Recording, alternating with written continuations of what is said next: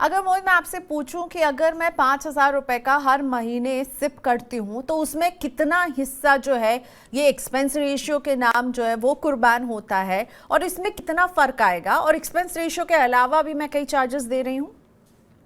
जी प्रियंका, अभी क्या होता है कि एक छोटा सा उदाहरण लेते हैं। मान लीजिए किसी एक इक्विटी स्कीम का एक्सपेंस रेशियो 1.75% है। फिलहाल के लिए आपने कोई स्मॉल कैप स्कीम लिया जिसका ईएम छोटा ईएम होगा, तो वहां पर 1.75% का एक्सपेंस रेशियो है।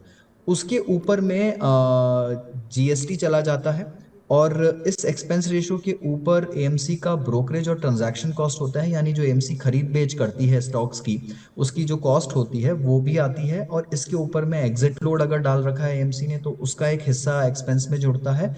और काफी बार एएमसी B30 कमीशन भी देती है।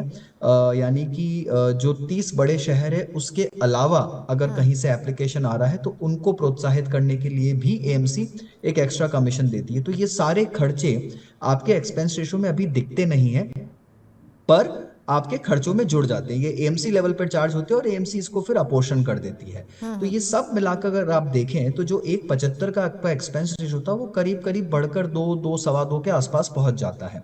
तो ये एक निवेशक को कहीं ना कहीं से डायरेक्ट या इनडायरेक्ट तरीके से चार्ज होता आ रहा है। अभी सेबी के प्रस्ताव के मुताबिक अगर आपका 5,000 रुपए जा रहा था तो मान लीजिए ये कॉस्ट आपको 2% आ रही थी, तो 2% यानी 5,000 रुपए का करीब 100 रुपए हो गया आपको। पर अब सेबी के प्रस्ताव के मुताबिक ये कॉस्ट जो है वो एएमसी लेवल पर एग्रीगेट हो जाएगी। यानी अगर एएमसी का इक्विटी एयूएम 1 लाख करोड़ से ऊपर है तो उन्होंने कुछ स्लैब निर्धारित किए हैं, तो उस पर कितना वेटेड एवरेज एक्सपेंस रेशो आएगा तो अभी तक स्कीम के हिसाब से निर्धारित हो, अब पूरे एएमसी के स्तर पर एक लेवल पर निर्धारित होगा।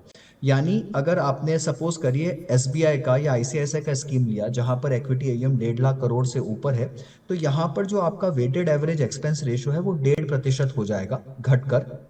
एक अप्रोक्सीमेट तरीके से बता रहा हूं, और इसके अंदर सारे खर्चे भी शामिल हो जाएंगे। तो एक निवेशक के लिए जो कि 2 सवा 2% जा रहा था वो अब घटकर 1 1.5% के आसपास हो जाएगा। तो मुझे लगता है बहुत बड़ी एमसीज में ज्यादा फर्क आएगा, छोटी एमसीज और मिड साइज की जो एमसीज उनमें कम आएगा, और जो बहुत छोटी एमसीज है उन्हें शायद थोड़ा बेनिफिट मिले, उनका एक्सपेंस रेशियो थोड़ा बढ़ जाएगा। बट अमूमन आप एक एवरेज तौर पर देखेंगे तो 30 से 50 पैसे के करीब आपको इक्विटी में एटलीस्ट एक्सपेंस रेशियो की कमी होना मुझे दिखता है कि उतनी कमी होगी निवेशकों के लिए।